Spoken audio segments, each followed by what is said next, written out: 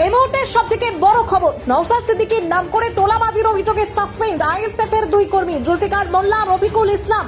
আজ প্রেস কনফারেন্সে করে আইএসএফ নেতৃত্বের পরিষ্কার বক্তব্য, তোলাবাজ দুর্নীতিবাজ নেতাদের দলে কোনো জায়গা নেই। এই মুহূর্তে গুরুত্বপূর্ণ সিদ্ধান্ত নিল আইএসএফ এর নেতৃত্ব, পুরোপুরি দল থেকে সাসপেন্ড আইএসএফ এর দুই কর্মী। এই মুহূর্তে আইএসএফ নেতাদের কি বক্তব্য শোনাবো আপনাদের।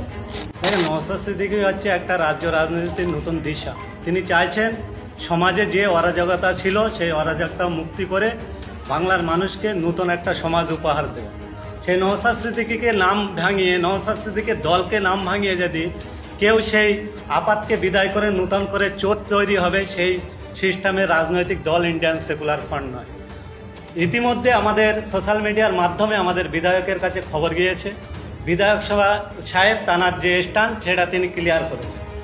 বিধায়ক সাহেব অত্যন্ত ব্যস্ত থাকার জন্য আমরা ভাঙড় আইএসএফ ব্লক কমিটির মাধ্যম দিয়ে আজকে যারা এই কার্যকলাপ করেছে তাদেরকে আমরা সাসপেন্ড করছি। এই সাসপেন্ডটা শুধু তাদের করছি না, এই সাসপেন্ডের মাধ্যমে ইন্ডিয়ান সেকুলার ফ্রন্টের প্রতিটি কর্মী, সে ব্রাঞ্চ কমিটি হতে পারে, বুথ কমিটি হতে পারে, অঞ্চল কমিটি হতে পারে এবং ব্লক কমিটি হতে পারে, কোনো ব্যক্তি যদি এই কার্যকলাপের উপর বেস করে নিজেদের স্বার্থসিদ্ধি বাড়ানোর জন্য রাজনীতি করার চিন্তাভাবনা করে, আমি সর্বপ্রথম তাদেরকে বলি এই চিন্তাভাবনা মাথায় ফেলে দিয়ে দ্বিতীয়বারের জন্য খামচিহ্নের প্রতীকের ঝান্ডাটা ধরো।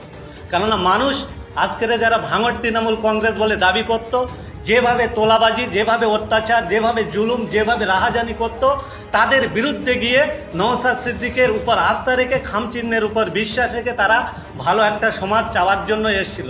সমাজে যদি কোনো চোরা পানি ঢুকে যায় বা জল ঢুকে যায়, এই পানি বা চোরা জলকে বন্ধ করার জন্য আমরা দায়িত্ব নিচ্ছি।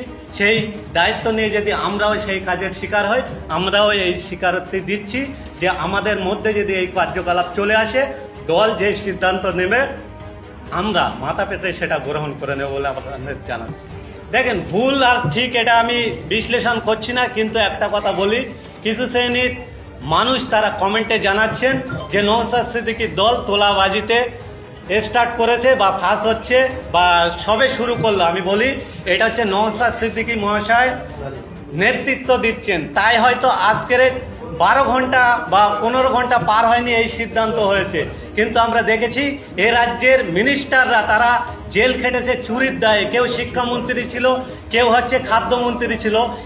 এই রাজ্যের যিনি মাননীয় একটা চিফ মিনিস্টার, তিনি তানাদেরকে উকিল নিযুক্ত করত তাদেরকে নির্দোষ সাব্যস্ত করার জন্য। কিন্তু এই দিকে আপনারা দেখতে পাচ্ছেন নওশাদ সিদ্দিকী মহাশয়ের কানে এই বার্তা যাওয়ার পরেই এই সাসপেনশন লেটার তাদের হাতে ধরিয়ে দিচ্ছেন। কাদের